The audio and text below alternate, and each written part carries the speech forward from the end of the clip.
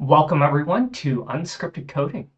Today we're going to use a couple AI tools to build a tool for my workflow. Long story short, the project I'm trying to work on is to try and make better use of one of these, an Android tablet. So I have really started loving using a giant tablet like this one and just reading a PDF, using a pen, and just marking it down because I don't have to sit in front of my computer to, say, read a 20-page PDF. I can take it with me, go on the couch, and start writing it down. The problem is kind of the transfer back and forth. Right now, I'm doing all sorts of things. I'm using Quickshare. If I'm using, my personal computer, I'm using email. I'm using PairDrop. Like nothing is really that smooth. And I'll be honest, I don't think even this project is going to be particularly smooth, but hopefully it'll be smooth. And so the idea is, look, I'm working at my desk right now. I'm just, looking at, say, this web page, and I realize it's pretty long. I'd like to transfer it over to my Android tablet in a seamless way, read it, mark it up, and transfer it back as seamlessly as possible.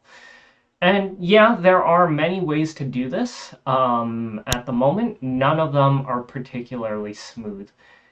So I was talking this through with Gemini Pro, and this is how I usually start things. So you can see, I have an Android tablet, I have a Windows laptop or desktop. I want to figure out how to transfer in between.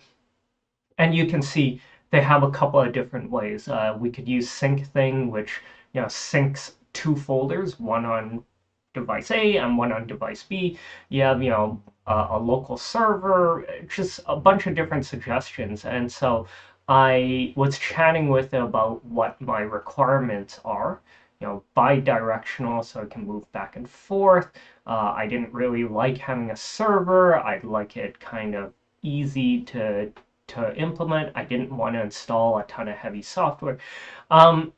So just moving this through, and ultimately what I asked in the end was a design document.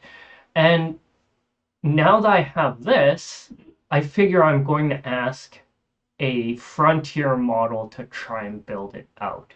And so I probably should have stopped here. I'll be right back. And so I downloaded the markdown file here into my working folder.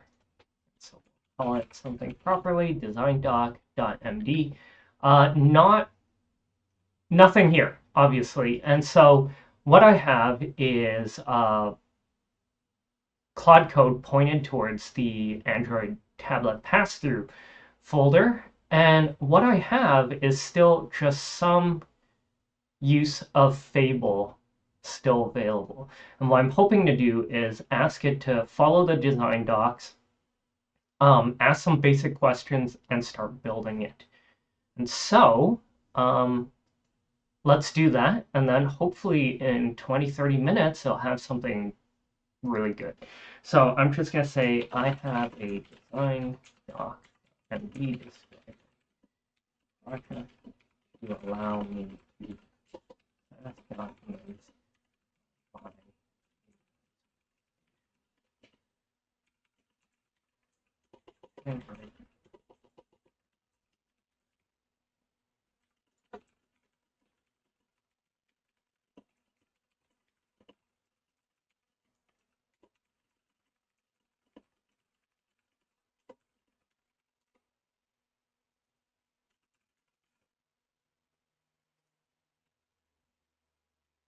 Okay, so what I'm going to do is put Fable on extra high to think through whether this makes sense.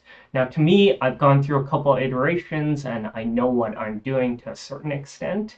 So I feel like this is a at least good solution, but we'll hear what Fable has to say.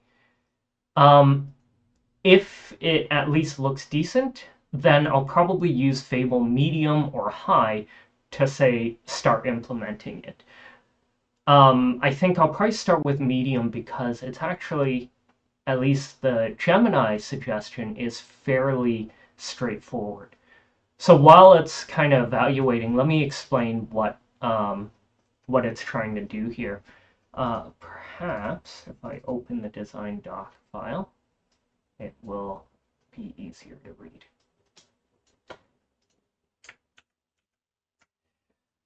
Okay, so long story short, what's going to happen is we're going to use Pure.js to connect the two computers together. So you can see a Pure.js server. These are so lightweight that they are provided free. It's just a handshake between two different browsers. And from there, once we recognize the two browsers and have that handshake, we use a WebRTC chat in between to transfer files back and forth. This is a secure connection, one device to another through Wi-Fi.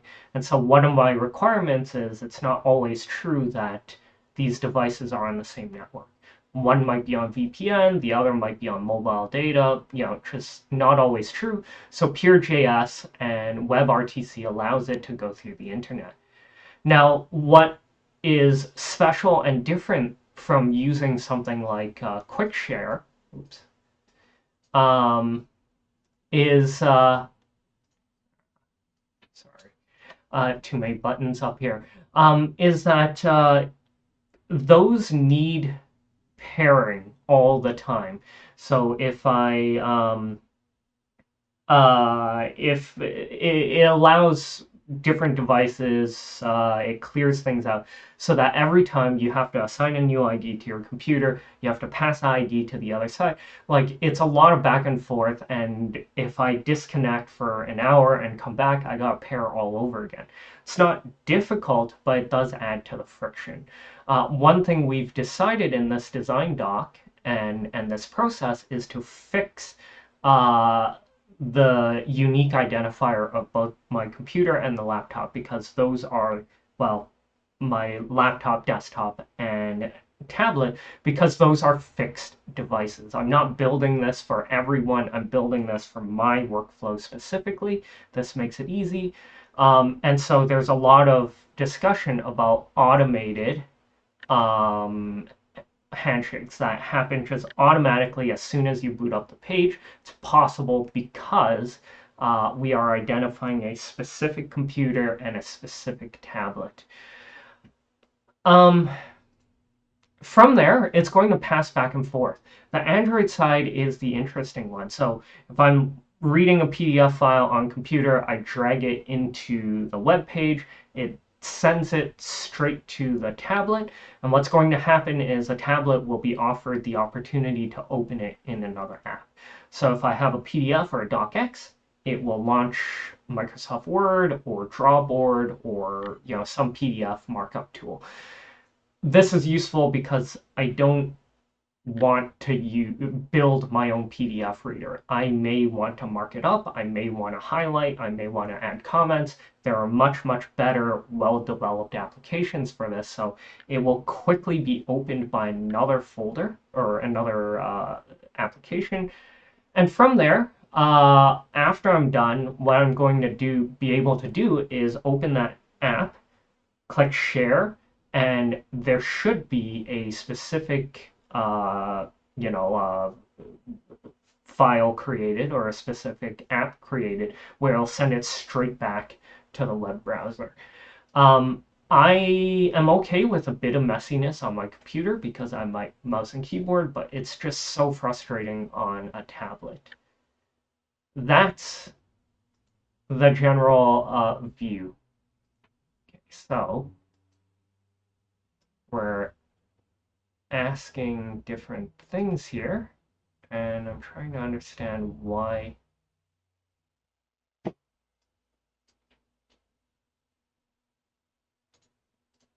I think, see, I didn't read this from start to finish, but I think what happened is Google had something in its memory, yeah, right here, of one of my projects. I don't know if that's necessary. Okay, I'm going to stop talking for a little bit. Just assume we're going to build through this with Fable with very limited human interaction, because once it responds back, I assume it's going to say, this is a solid approach. I would change these two minor things, and then I'm just going to tell go build it. I'm going to dial it down to Fable medium and just have it start building. Well, while we're here, let's take a look at what Fable said.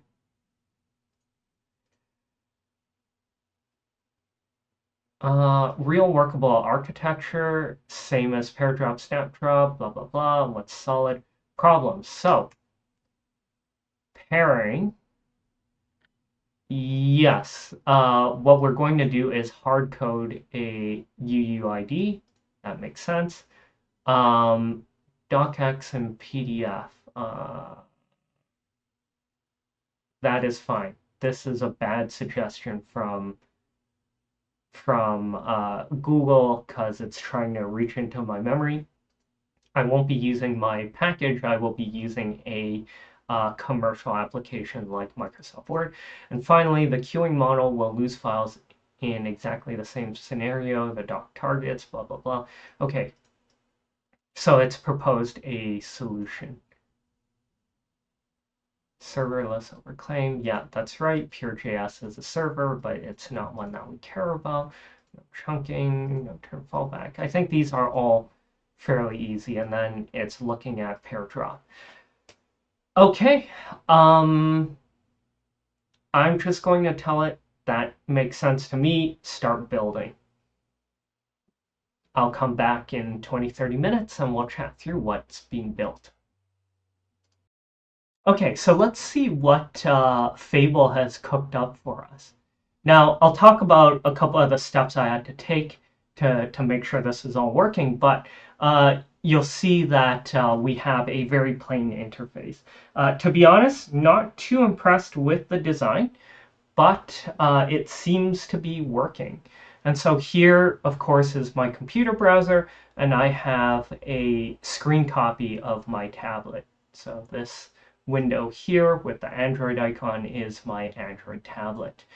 I am going to go on the desktop, and you'll see that there is the option to QR code it, or of course use a code or link to try and connect. And so I'm just going to come here into a browser. So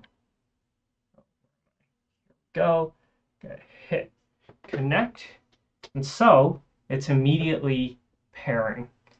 And so, of course, you want to see, here's the name. Do I trust it? Yes. And boom, we're ready to connect. I have here a PDF of something I obviously normally spend a lot of time reading.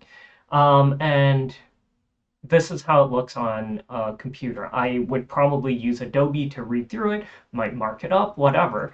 And I am just going to send it over. And immediately it pops up. It was quick. This is not a large PDF. Immediately it pops up. I'm going to go open in. And so the share card shows up. And so for me, I'm just going to go Zoto as my PDF app. So where'd my pen go? Right here. You can choose any PDF app, of course. But here I have on my device, I'm just going to take my pen and let's see. Let's go. Oh, I'm just going to move this aside so you don't see my storage here. We'll save a copy locally. I think you can get away with apps that don't do that, but that's fine. I'm going to annotate, and let's do a bit of green. I think Steve's shirt is green, and so I'll just color it in. Blah, blah, blah, blah, blah.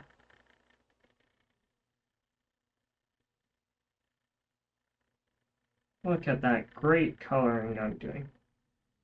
And there you go. So Great. What do I do next? I'm going to go click share. And of these icons, I now have this pass-through that's created. And it's returning the desktop. Oh, we're no longer connected. So I'm just going to wait. We're connected, and then I can save, and here's a copy.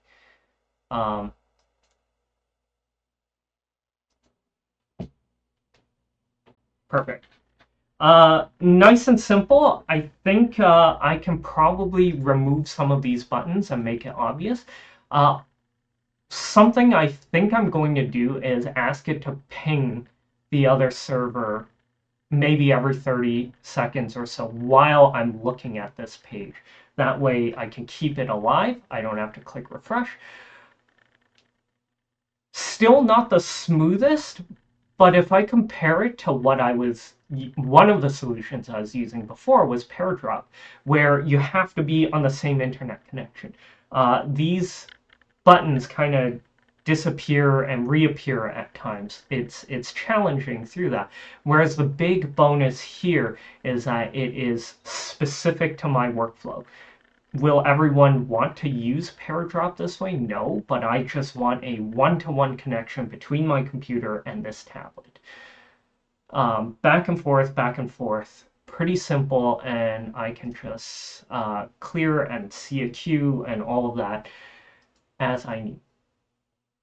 The two tricky things I should mention to make this work really well is one, when I created it, because of all of the traffic back and forth, it has to be deployed online somewhere that supports a secure connection. So your Python local server is not going to do it. And what I did was just upload it straight into GitHub and put up a GitHub page. And so that's where you're seeing it now. Not a problem. I had a Git repo anyways. Let's put it up. You could put it up anywhere, however you like. The other tricky thing is that let me find this here. Where'd my link go?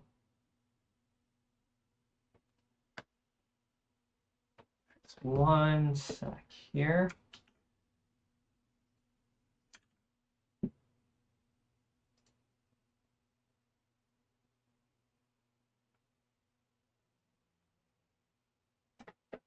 Okay.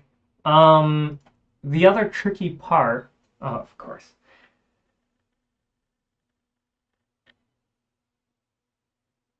is that you'll see that in a browser view, one of the things you can't do is share it back as if it was an app. And so because this is a progressive web app, you can go and install and create a shortcut. And of course, I've already installed this application, but because of that, it now is an app that other things can share into. And so this isn't limited to PDFs. I can drop a docx file, I could drop an image file and edit it on my tablet and pass it right back through. It's pretty simple. If this was pre-Fable and it would take me weeks to build out, that doesn't make sense. But now I could just ask Fable to build something, and in 20-25 minutes I have something workable. There's no reason not to try and tailor some of these tools to your workflow. Okay, before I leave, I just wanted to show you that this was not necessarily a one-shot, although it was fairly close. You saw that I had those conversations with Gemini to start with. I brought that design, asked it to review it. I basically went, okay, I agree with the weaknesses you identified and I like your solutions. Please go ahead. The one thing I did clarify is how I wanted to use it because I was a bit worried that I wasn't picking that up. So it refined the design doc, and then I went build it. So it took about 20-25 minutes or so to build. And honestly, it worked It's exactly what you saw. There is nothing else done. I just spent two more chats trying to, well, one more chat trying to see if I can host it locally instead of putting it up on GitHub. No quick, obvious workaround, so that did not work. And I just decided quicker to put it on GitHub. And finally, the last thing is I just wanted to put in a license and move some files around. Probably didn't need to use AI to do that, but I am, losing my ability to do things myself. Okay, I think that's a pretty simple demonstration. I am going to move this a little bit more forward. What I'm going to do is ask it to work on the UI and look because it's not great. I'm going to ask it to do like 2 or 3 mockups and then update it. And the last thing I want to do is just to automatically download, automatically ping, and automatically open. The buttons aren't necessary, especially if I'm using it just for myself. Okay, I'll stop talking. I think that's pretty cool. If you want to use it, I will be dropping the link to the app below in the description. Thanks for watching, and I'll see you next time. Bye.